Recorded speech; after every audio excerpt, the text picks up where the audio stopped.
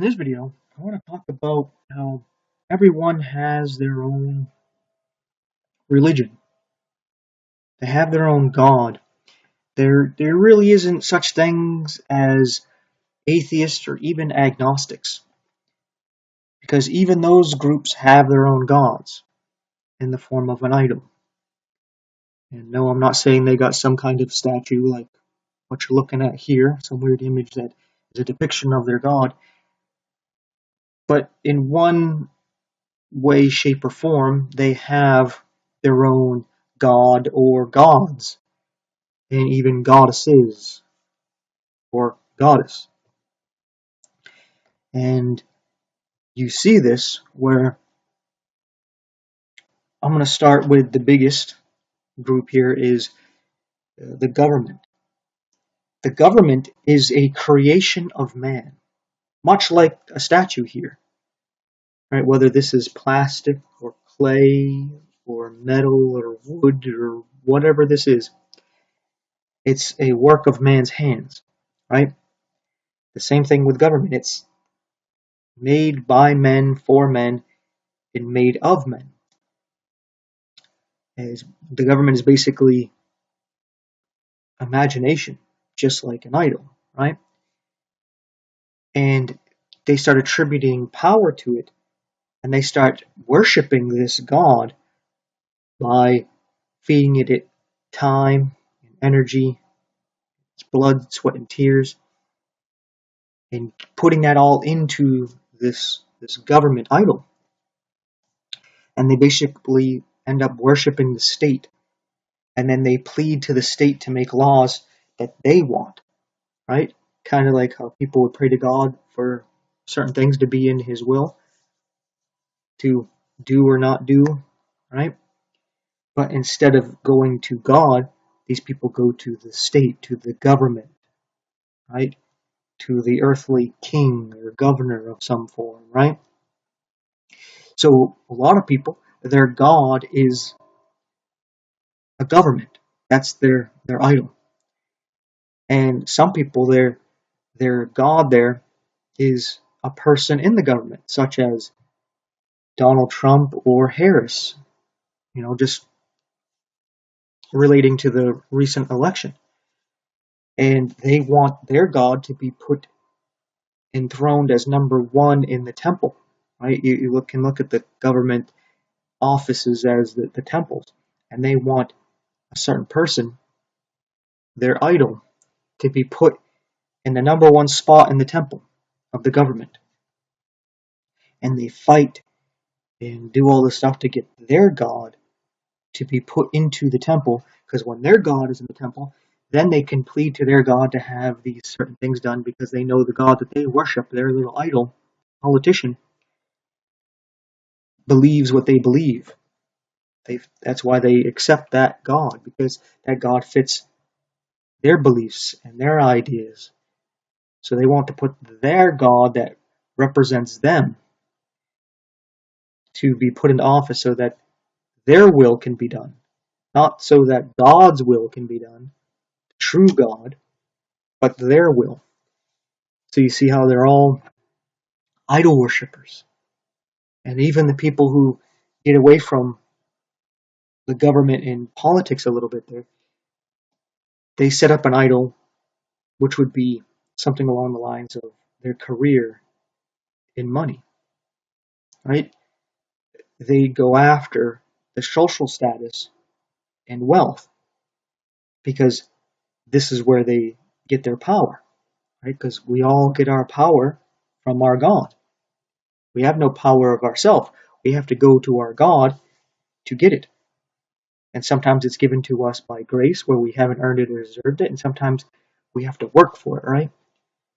All these different religions, all these people, different gods, they all have to do certain things to appease their God to get something from them, right? So,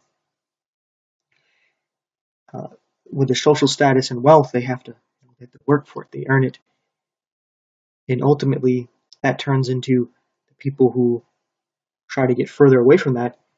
They end up making something else their God. And even if it comes down to this, it'll end up being themselves, right? They'll put themselves as God. And even if it's only in their own personal life, like some kind of narcissist, which is what you get from a lot of agnostics and atheists. They believe in a God, they just believe it's them.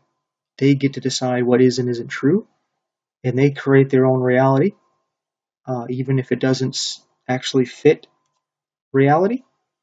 And that's where you get a lot of this, people identifying as whatever they want to identify as, because they're their own gods, right? They get to decide what is evil and what isn't, right? Because they are put themselves in the position of God. They made an idol out of themselves, right? So they either take their own creation and they make it a god, such as government, politician, something they worked for, or they take God's creation, like themselves, or another man, another woman, and they exalt them to that position of God. And a lot of times this comes up where somebody who is pompous enough to be a politician, somebody like Donald Trump, for example, who wants to be in that position where everybody looks at them as their God. And that's what's going on with these politicians, right? You choose them to be your God, and then you pit them against somebody else's God, and you try to get them to win, right? And that's what Trump is there. Other politicians, but since he won, that's, who I'm focusing on here. So Trump has himself in that place. I'm God, and I'm getting everybody to come to me and support me and put me in the temple. That I'll be the number one God in this pantheon of gods here, with all these different offices in the government. And there you go, right? And I suppose I could go on with this and give more examples, but there is no such thing as an atheist or an agnostic, because everybody has a God. Everybody. It might be someone, such as themselves, or something, such as what man has created, but they all have a God. It's just how we're wired, is to have a God. It reminds me of, just to wrap this up, Adam and Eve, when they fell, one of the punishments for Eve was that she was going to desire her husband. She's going to, even though, you got these women who, I don't need a man, they still have that desire that they want to have the man, right? They even want the man to take over. They naturally want the man to take charge. But they try to fight that. They try to fight that natural inbuilt desire, and they want to be free from that, but they still want it. And they end up, instead of, submitting to it, they have to replace it. Right? So they have to put themselves in that position, and you know that it isn't quite fit, right? I don't need a man, and then they just badmouth men, and their lives don't turn out all too well. They'll say they're happy and all this, but you can tell by the things they say and do that happy people don't act and talk like that, right? They're just lying to themselves, thinking they're convincing you what they're only ultimately trying to convince themselves. And it's the same thing with basically the world. We are, metaphorically speaking, the women. And we all desire God. But we don't want God. We're just like these women who they want the man, but they don't want the man. Right? They want the man, but they want the man made the way they want men to be. They want men to act the way they want them to act. They want to control the man. They don't want the man to control them. Right? They don't want to submit to the man. They want the man to submit to them. And it's how mankind is, right?